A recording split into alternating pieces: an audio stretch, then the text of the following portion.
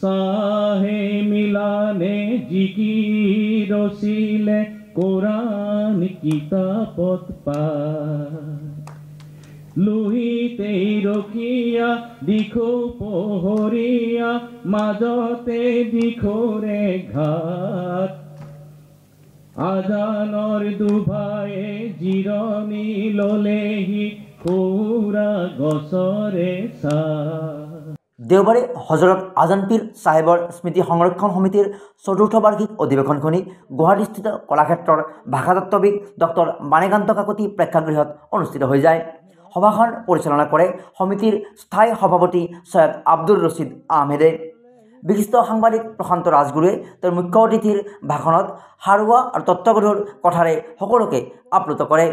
ভাষণ প্ৰসংগত সমিতিৰ বহু আকাংক্ষিত আজান পীৰ ক্ষেত্ৰখন অনতিপলমে গুৱাহাটীৰ মাজমজিয়াত স্থাপন কৰিবলৈ বৰ্তমানৰ চৰকাৰখনক অনুৰোধ জনায় সাংবাদিক ৰাজগুৰুৱে। উল্লেখ্য যে বিগত বৰ্ষৰ 9 মে'ত মুখ্যমন্ত্ৰী ডক্টৰ হিমন্ত বিশ্ব শৰ্মাই সমিতিৰ সভাপতি আৰু সচিব প্ৰধানক এই আজান ক্ষেত্ৰখন নিৰ্মাণ কৰি দিয়াৰ আশ্বাস প্ৰদান কৰিছিল। সভাত অশোক শইকীয়া, জুৰি গগৈ, সৈয়দ হাছিনুৰ ৰহমান, শ্বাহজাহান তালুকদাৰ আৰু সৈয়দ হাৰুনাৰ ৰহমানকে আদি কৰি কেইবাগৰাকীও বক্তাই বক্তব্য প্ৰদান কৰে। সভাত শলাগৰ শৰাই আগবঢ়াই মহিবুল হুছেইনে। প্ৰচাৰ বিভাগৰ দায়িত্বত থকা সৈয়দ মীৰ মমতাজ হুছেইনে অনুষ্ঠানত উপস্থিত থকা সকলোৰে প্ৰতি কৃতজ্ঞতা জ্ঞাপন কৰে। ইয়াৰ আগেয়ে সভাৰ আৰম্ভণিতে জাতীয় সংগীত পৰিৱেশন কৰে মৌলানা আজাদ মাৰ্কাজ একাডেমীৰ ছাত্ৰীসকলে। ডক্টৰ তৈবুৰ ৰহমানে আদৰণি ভাষণ পাঠ কৰে।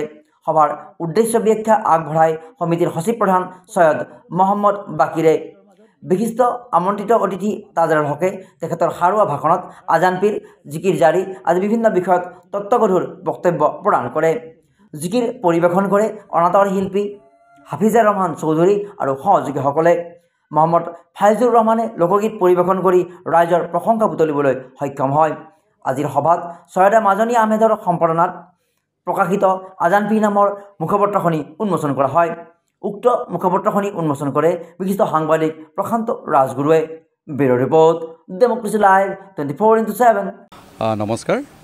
হজৰত আজান পীৰ চাহেবৰ স্মৃতি সংৰক্ষণ সমিতিৰ আজি চতুৰ্থ বাৰ্ষিক অধিৱেশন আমি ইয়াত অনুষ্ঠিত কৰিলোঁ। আমাৰ মুখ্য অতিথি হিচাপে বিশিষ্ট সাংবাদিক প্ৰাগ চেনেলৰ প্ৰশান্ত ৰাজগুৰু ডাঙৰীয়া আজি আমাৰ মাজত উপস্থিত আছিল। আমাৰ এই অনুষ্ঠানটোৰ মূল উদ্দেশ্য হৈছে আমাৰ অসম মুলুকত আমাৰ সাতাম পুৰুষীয়া যি সম্প্ৰীতি, শান্তি, ভাতৃত্ববোধ এই বস্তুকেইটাক লৈ আমি গোটেইটো জীৱন আগবাঢ়ি যাবৰ কাৰণে আমি অহৰহ চেষ্টা কৰিছোঁ। তাৰ লগে লগে শংকৰদেৱৰ যি কলাকৃষ্টি ঠিক তেনেকৈ আজান পীৰ চাহেবৰো কলাকৃষ্টিটোক সন্মান সহকাৰে আগবঢ়াই নিবৰ কাৰণে আমি চৰকাৰৰ ওচৰত আজান পীৰ ক্ষেত্ৰ এখন বিচাৰি আজি প্ৰায় 1.5 বছৰমানৰ আগতে আবেদন কৰিছিলোঁ। মাননীয় মুখ্যমন্ত্ৰী মহোদয়ে আমাক এই আজান পীৰ ক্ষেত্ৰখন দিম বুলি তেখেতে কথা দিছিল। কিন্তু ব্যস্ততাৰ কাৰণে যি কাৰণেই নহওক এতিয়ালৈকে আমাৰ যি প্ৰস্তাৱ আছিল, যি তেখেতে আমাক কথা দিছিল সেইখিনি হৈ উঠা নাই। তথাপিও আমি আশাবাদী যে আজান পীৰ ক্ষেত্ৰখন গুৱাহাটীত আমি পাম। তেতিয়াহে আমি অনুভৱ কৰিম শংকৰ আজানৰ দেশত সঁচাকেই শংকৰ আজানৰ ধৰ্যা বৈছে বুলি ভাবিম।